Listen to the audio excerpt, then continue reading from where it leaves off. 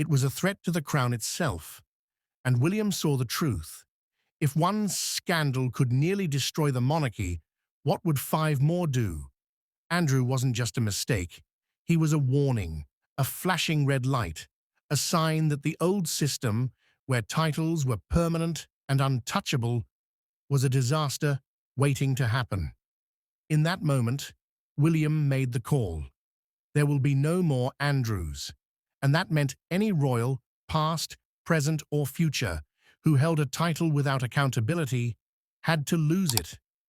After Andrew, the palace looked toward the horizon, toward the next risk, and the biggest risk, according to insiders, Harry and Meghan. Not because of crime, not because of Epstein, but because of something the monarchy fears even more: uncontrolled influence. Even outside the royal family, Harry and Meghan had kept their titles.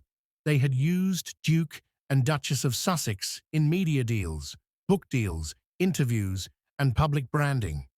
Their royal identity became a business tool, a global badge of power. And to William, that was a ticking time bomb. Why? Because titles create access. Titles create credibility. Titles open doors. Even if Harry and Meghan stopped criticizing the monarchy today, the palace believed there was a real risk that one day when money ran low, or attention faded, or opportunities dried up, those titles could be traded again for influence, for platforms, for profit. And every time they used those titles publicly, the crown was dragged into their world, their decisions, their statements, their controversies.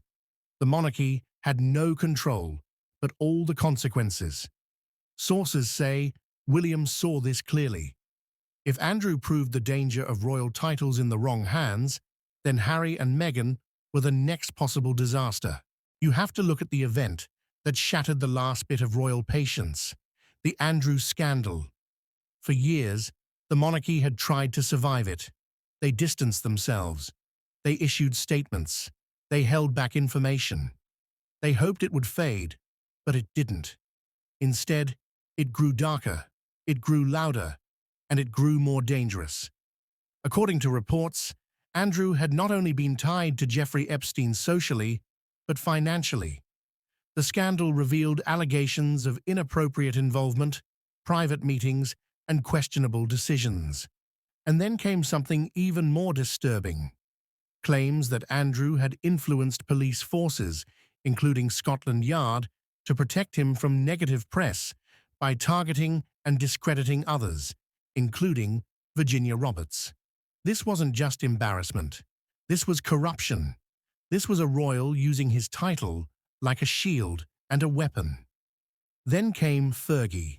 The woman who had painted herself as cheerful and harmless was accused of accepting financial support linked to Epstein, possibly more than the public first believed.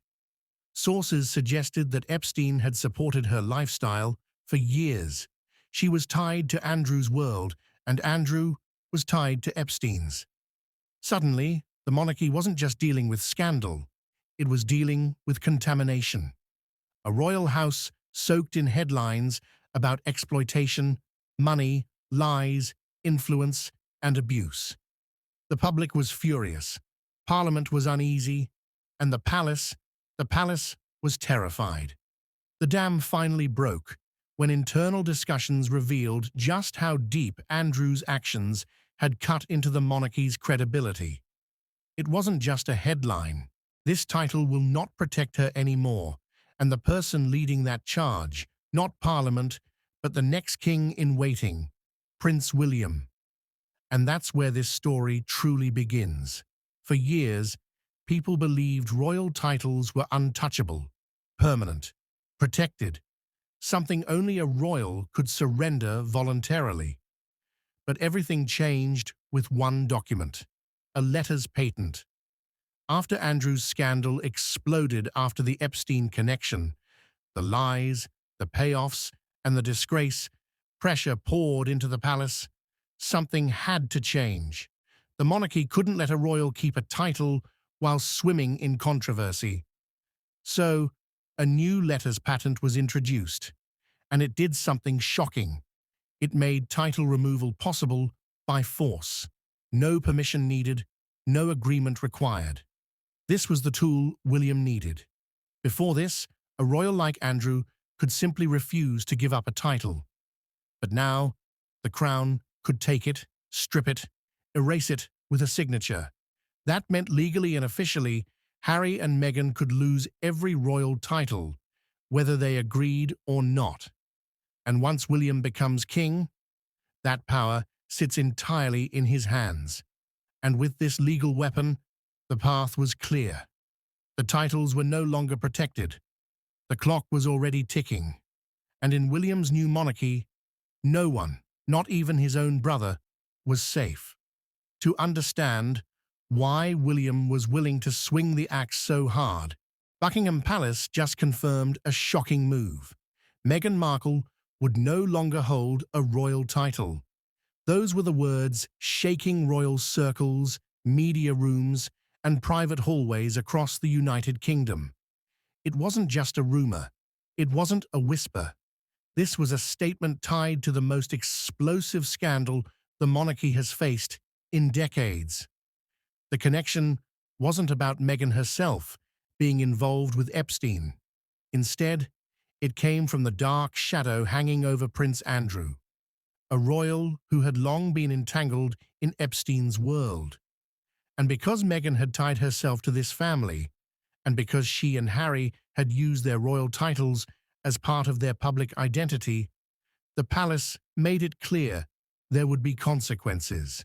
For years, Meghan Markle had wrapped herself in the power of the title Duchess of Sussex. It was her identity, her brand, her shield. But now, with the Epstein scandal roaring back to life and the royal house under fire like never before, the palace was done playing nice. The message from inside royal walls was simple. This title will not protect her anymore. And the person leading that charge, not Parliament, but the next king in waiting, Prince William. And that's where this story truly begins.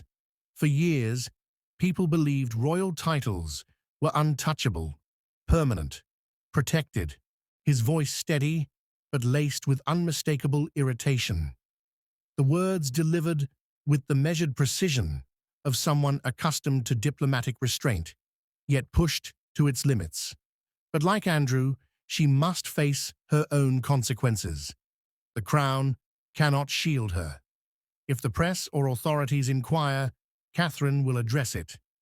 He paused for emphasis, his gaze piercing directly into the camera before adding firmly, "Catherine will speak on my behalf." This direct address, highly unusual for a monarch who typically communicates through official channels or prepared speeches, reflected a breaking point after months of internal deliberations and escalating family pressures. Insiders familiar with palace operations suggest that the recording was not intended for immediate public release, but served as a private communicate, but emphasizing family unity. These exchanges, detailed in Omid Scobie's 2023 book, Endgame, revealed a monarch grappling with generational divides. As Epstein documents resurfaced in 2024 and 2025, Meghan's communications reportedly shifted. Sources suggest she sought palace clarification on handling media inquiries about any perceived links, fearing reputational damage. Ghislaine Maxwell's prison claims in 2025, alleging knowledge of Meghan's Hollywood past, added fuel, though unsubstantiated. Meghan, living in California, viewed these as baseless attacks, prompting her to request intervention. Charles, however, saw parallels to Andrew's pleas for support, which he had rejected to protect the crown. His video message referenced these repeated writings urging surrender to independent handling. This epistolary back and forth underscores the family's communication challenges. Meghan's approach, direct and assertive, contrasts with traditional royal restraint.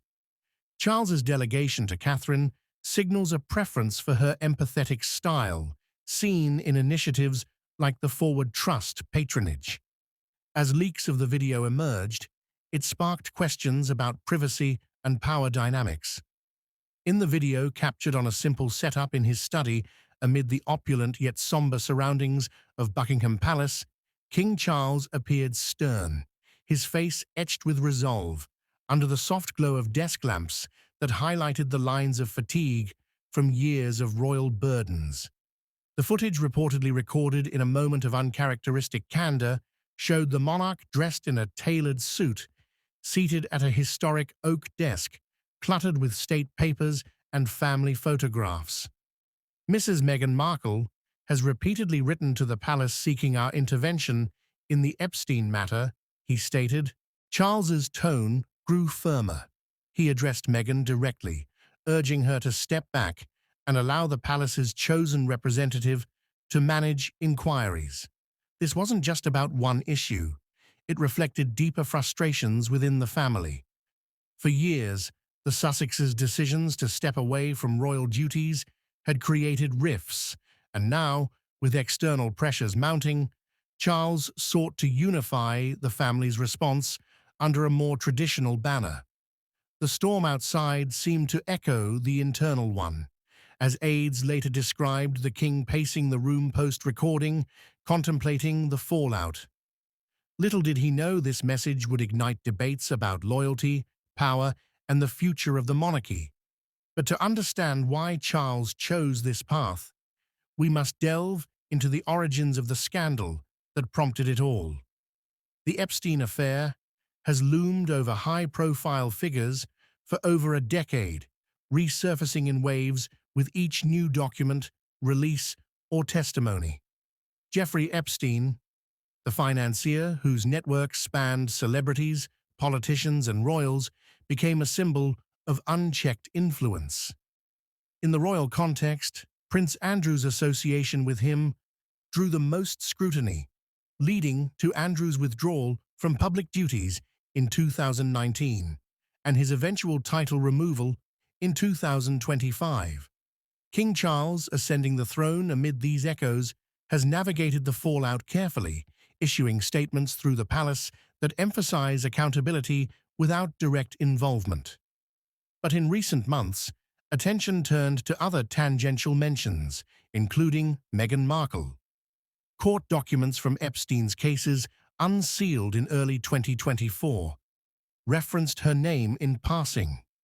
Witnesses like Johanna Soberg recalled Epstein boasting about knowing various celebrities, including the Duchess of Sussex, though no evidence suggested direct meetings or involvement. These claims, amplified by media and online speculation, placed Meghan in an uncomfortable spotlight, prompting her